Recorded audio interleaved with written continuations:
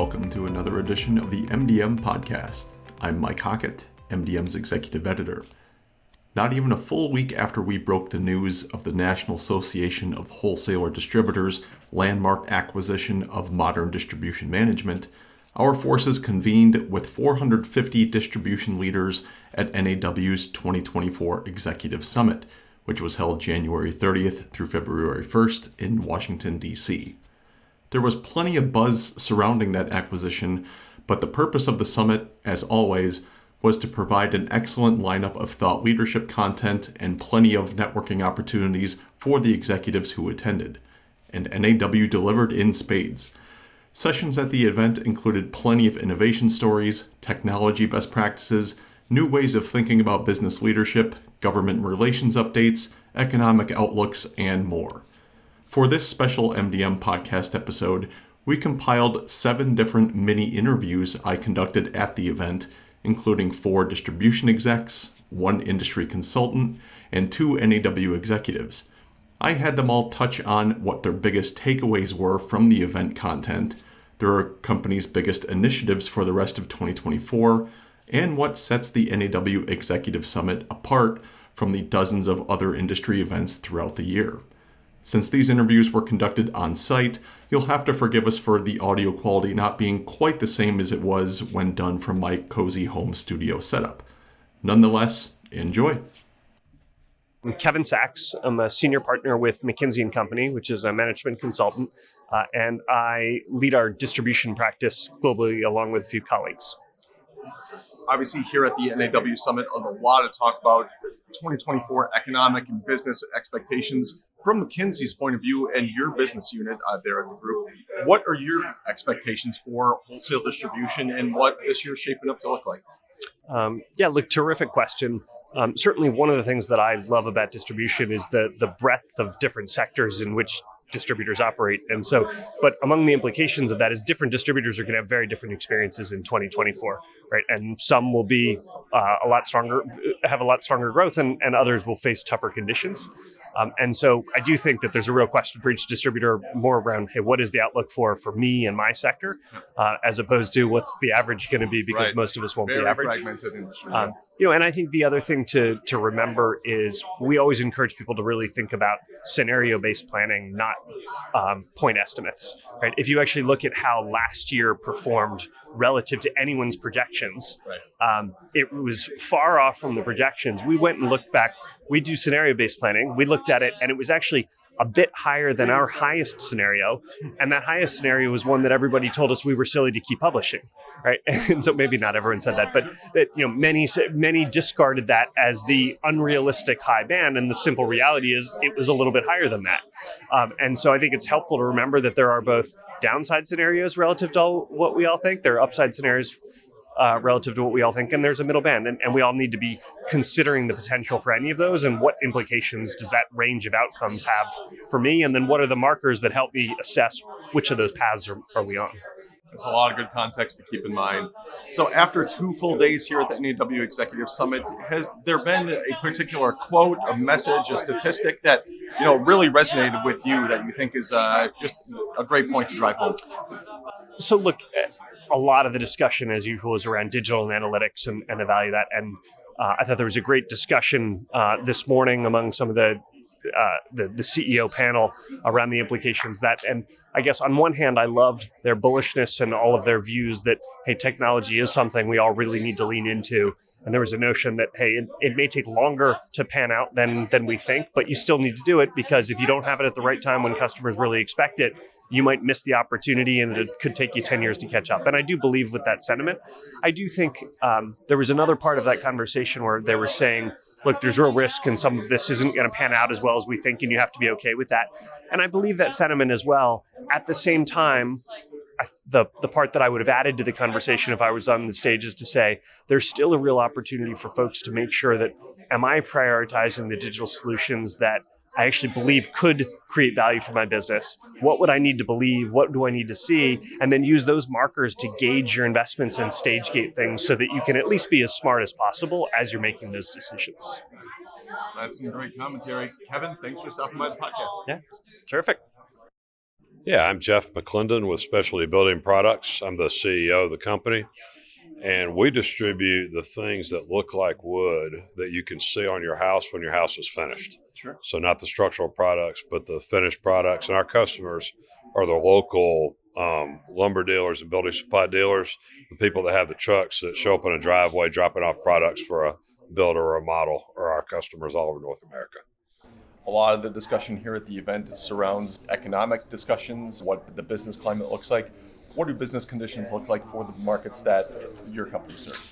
Yeah, so we serve almost exclusively residential housing. So mostly single family, new residential, and repair and remodel and single family residential.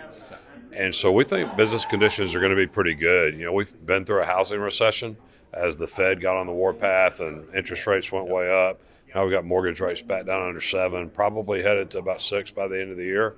So big builders that are publicly reporting have big order files. We think that there's probably a pretty good run set up in housing, so we're expecting pretty good conditions. And then, as far as your company, any big projects on the docket for 2024, whether it's on the tech side, just internally, any big priorities for you guys coming up here in the year? Yeah, so we've been real acquisitive in recent years, and so on the core business, rolling incremental product out into companies we bought that don't have all of SBP's whole product mix is kind of a multi-year strategy that we're leaning in on. But in doing that, we've got a couple technology innovations that are helping us do that. We've got a CRM and an app that we've rolled out to our sales force so they can clearly see that cross-sell opportunity and make them more effective.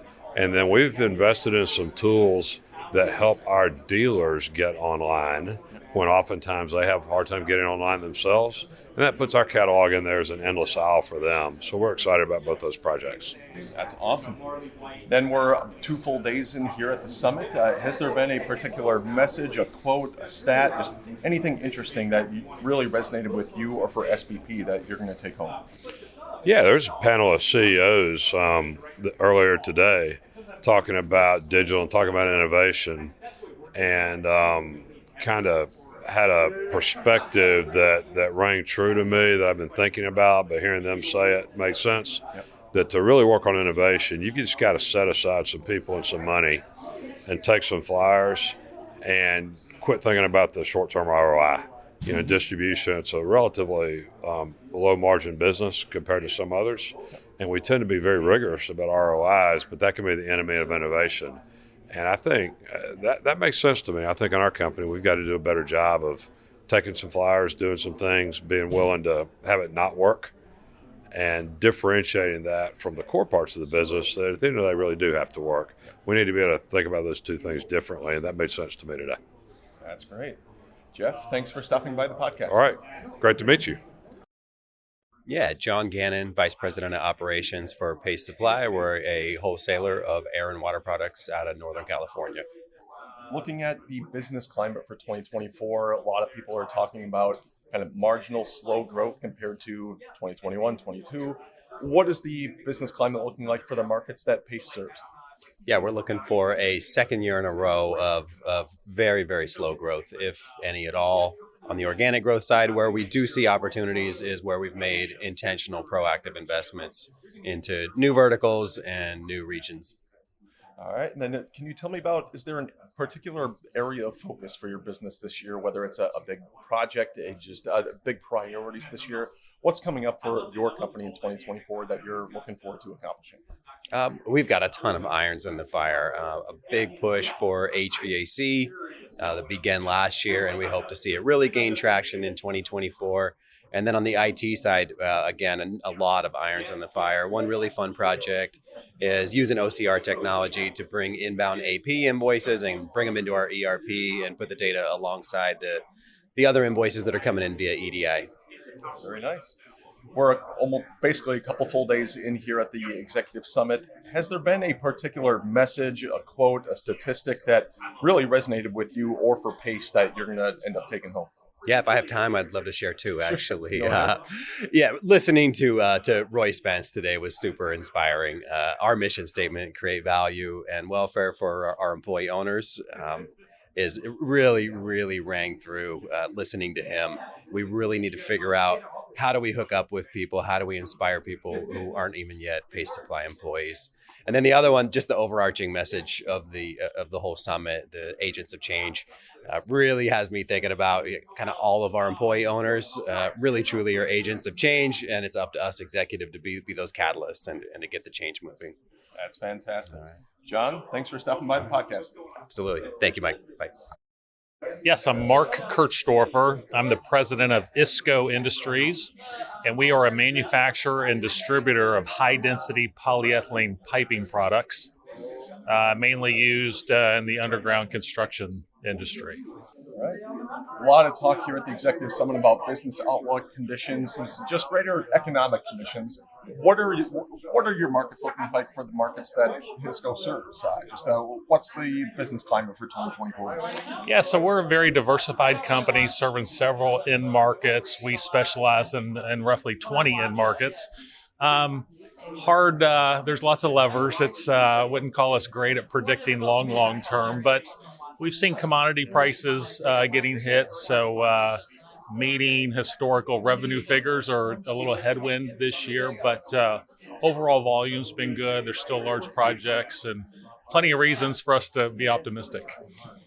And then also for 2024, any big projects, initiatives, any top priorities on that end that you guys are looking forward to accomplishing this year? Yeah, there's always areas of focus. We believe everything we decide to do, that means we're not going to do a lot of other things. But we're very focused on our distribution facilities. We feel like we've had some catch-up work to do, so we're installing some new technology and things that'll make us efficient in the warehouse. And then we're about 2 full days into the Executive Summit here. Has there been a particular message, a quote, a stat, or just any finding that you found particularly resonated with you or for your company? Yeah, there's plenty of learning nuggets here, and I always enjoy coming here. I think Daniel Pink was fantastic, and really if I had to pick a highlight, that one real interesting point he made was maybe the subtraction of things can actually lead to a greater output, and that's something interesting that I'm kind of focused on right now. That's great. Well, Mark, thanks for stopping by the podcast. Yeah, thank you. Name is John Michael Adonolfi. I go by JMA. My title is COO of the Hillman Group. So the Hillman Group is started in 1964. We are in 3 major businesses, fasteners, and think about everything in the fastener space, hardware and different products. Second business is robotic digital solutions, and that is kiosk, key duplication, different products like that. We also do things like robotic knife sharpening. Third business is protective solutions. So that is, think about gloves, protection wear, anything like that, knee pads, those different types of products. And we sell that generally into retail across the US, Canada, and Mexico. Here at the summit, a lot of the talk is just about what business conditions look like. Can you touch briefly on, what does the business climate look like for Hillman Group in 2024? We're cautiously optimistic about 2024. We think about, where we are positioned. We focus on taking care of our customers. So for us, it's all about how do we actually focus on taking care of the controllables. Feel really good about 2024. We're going to continue to take care of our customers, drive our sales initiatives, and keep growing the business. Speaking of initiatives, curious to ask, is there any major initiatives, projects, just any top priorities for Hillman Group in 2024 that you can share? Yeah, innovation is at the heart and soul of what we do. So we're really excited about innovation. We've got design centers in Toronto, Canada. We got folks in Tempe, Arizona, Boulder, Colorado, Cincinnati, Ohio, and Atlanta, Georgia that are focused on innovation. So we look to take those best ideas. Some of the ones that come to mind, we're really excited in our fastener business, or what we call hardware solutions, is our structural screw rollout. So we'll be rolling out 2 different ranges of screws and structural screws, which will have ICC code approval. It's about us building our reputation in that area, which we're very strong in construction screws. And these are new innovative products that are going to be able to drive faster, not give up any holding power, and will really help continue to lead us forward in that area, in that space. So very excited about that. If you got time, you want to hear about it. One other big one that we're launching now, we're in test right now, is with our mini key solution. So we actually have key duplication. Some of it's what we call full serve, that is in the store where we actually make the machines. A store associate cuts a key. We also have our kiosk, our self-service duplication, which is under the MiniKey brand. We are launching a new range of products there called MiniKey 3.5. So we're going to be able to take that technology to the next level, really reduce the friction with the customer, not only give them the home and office keys that are in that machine, but over time we'll expand the endless aisle. We'll give them automotive solutions, and we're really excited about really helping our retail partners grow their share in that space. Well, that is exciting. We're 2 full days here at the summit. Had a lot of great content shown so far. Has there been any particular message, a stat, or a quote, anything really interesting that you found that resonated with you that you're going to take home to Hill? Yeah, great question, because there's been quite a few. I'd say the one that really rises to the top for me is frictionless. It's been a topic in the omni-channel session that I was in. It also came up in several customer discussions, as well as really getting into a number of different technologies and change. And it really helps tie into what we're doing at the Hillman Group. For us, we've launched actually a project about 2 years ago on a data cleanse, where we're actually going and rebuilding our data, really fine-tuning that, and really getting ready to go to the cloud to help that frictionless experience at Hillman. So I think it ties in directly. It's a lot of what the folks here are working on, and I think the content was spot on. It's going to help give us some things to take back to the Hillman Group and continue moving the business forward. That's great. Well, JMA, thanks for stopping by the podcast. You're welcome. Enjoyed it. Take care. Eric Hoplin. I'm the CEO of NAW, and I've been here for about 3.5 years. All right. Obviously, there are dozens and dozens of industry events and conferences throughout the year.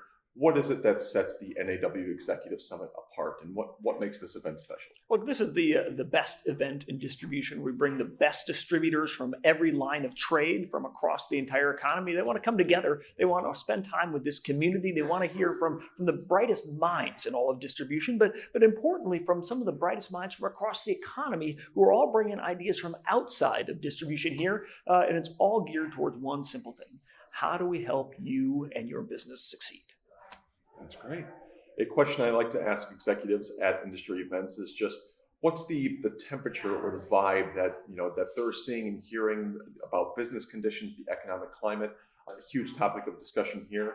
So what are you seeing and hearing as far as the vibe, the temperature here at the summit? I'll say in terms of vibe of the summit, I mean, there's energy that is running through everyone. And part of it is because we got ideas coursing through their veins. Mm-hmm. In some way, they can't wait to get back to the office to be talking to their teams about some of the things that they picked up, some of the things that they learned, and some of their ideas.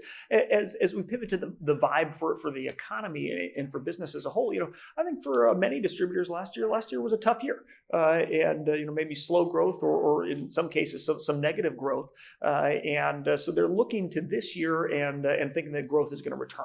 I think the MDM Baird survey is forecasting about 3.6% growth, there's a question: how do you look at that? And so we had a number of CEOs on our stage that were talking about perspective, and they were saying, look, if you're comparing 2023 or 2024 to your 21 or 22, when margins were high and prices kept rising, those were great years, but those were outliers. And so what the word that I'm hearing most frequently to describe this year is normal. This is a return to normal. We're going to have good, steady growth, and that's what I think most distributors are expecting. That perspective is definitely key. Now, MDM and NAW have already shared some massive news with NAW's acquisition of MDM. So that's been a lot of the talk here at the event. But what else does NAW have in store for 2024 in terms of initiatives, programs? What can our readers expect out of NAW the rest of this year? Well, we've got a whole suite of programs all year long. And so we've, of course, published our annual calendar. And, so this is the big event. This brings together all the executives from across the industry. And now we're going to take it in different bites and pieces. So we have a program called our roundtables, where we divide it by the C-suite. So the CIOs just get together, or the chief legal officers, or the CEOs, and you go across that. And so we can dive deeper into those verticals. And so we've got a number of events along those lines. minds. Innovation is a big one. We've got two different innovation-focused events. One is what we call the Innovator Summit, where we bring together founders from startup technology companies that they got new solutions that they can bring to distribution. And so it just is a great way in just a couple of days to hear about where all the new innovations coming. And so you can evaluate quickly, is this something you might want to bring to your business? But not everyone is ready for the new technology or the new solution because their culture back at their company isn't quite ready for innovation. And so we've got another great program called Peak, where the CEO can select one person from their company who's driving innovation. It doesn't have to be the technology person or the chief innovation officer. It's someone in accounting who's driving that. And they come to Colorado, and we've got a really special event where we really talk about how do you build a culture of innovation within your company.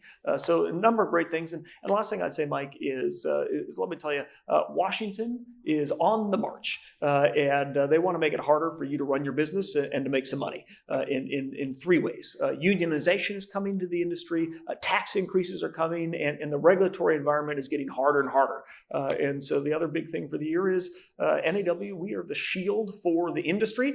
So we got our shield up and we got our sword drawn, and we're going to go into battle all year long.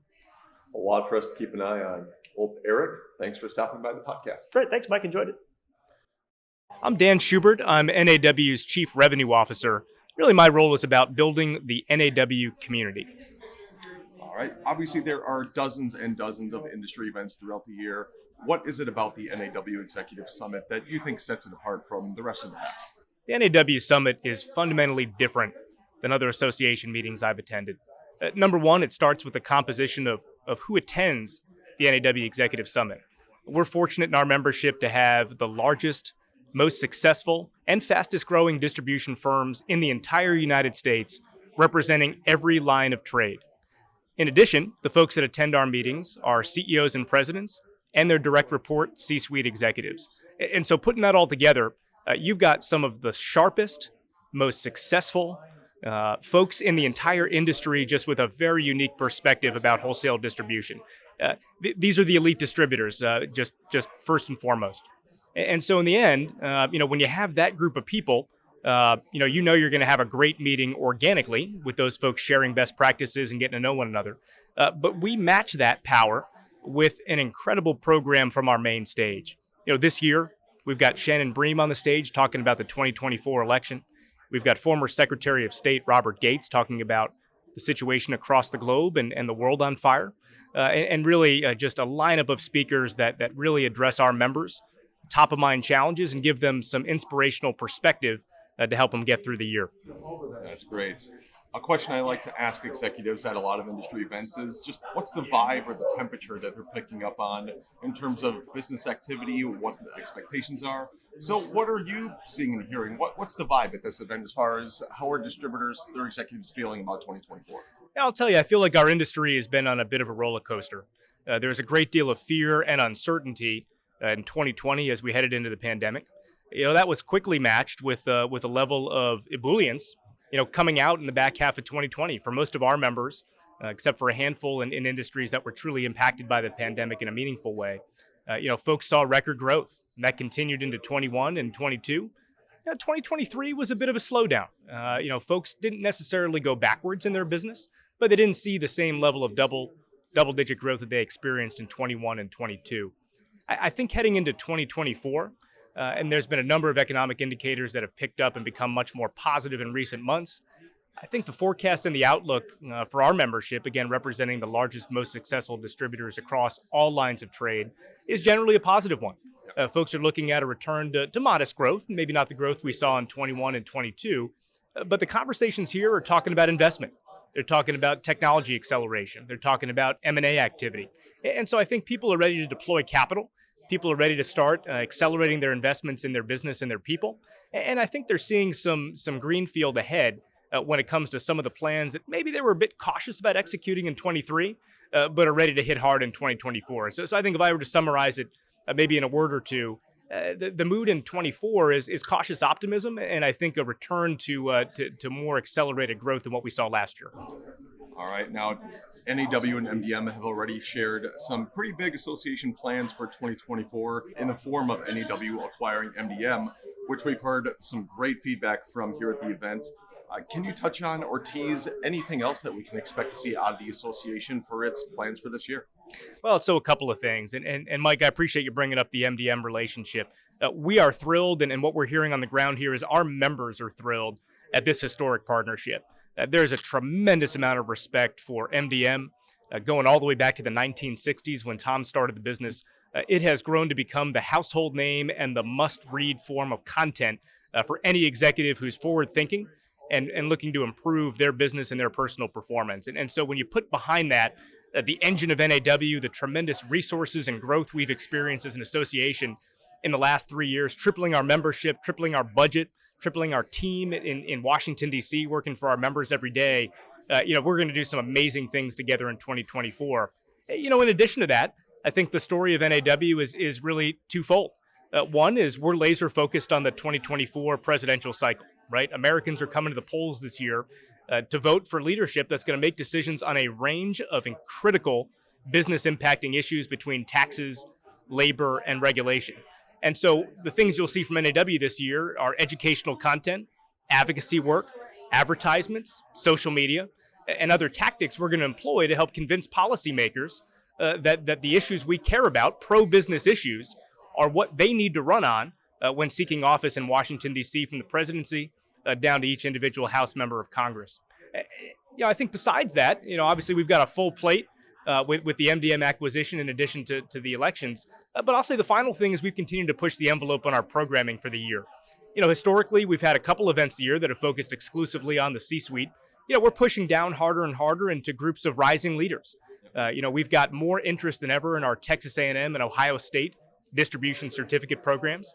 We're doing some fun things outside in Boulder, Colorado, right where MDM's headquartered, by bringing groups of CEOs and their direct reports out for an event we're calling Peak. And it's an event where folks are going to get to know each other on a personal level. They're going to spend the entire time at this event outdoors, experiencing the beauty of the Colorado mountains, but also talking about innovation and forward-looking ideas to help continue to keep the industry moving in the right direction. And so between the expanded programming, between all of the content we're going to unlock and unleash and dial up with MDM, and between the efforts we're putting forth every day here in Washington to protect our members from harmful regulations coming out of D.C., it's going to be a pretty full plate for NAW in 2024. A lot to look forward to. Dan, thanks for joining the podcast. Thank you, Mike. Really appreciate your program.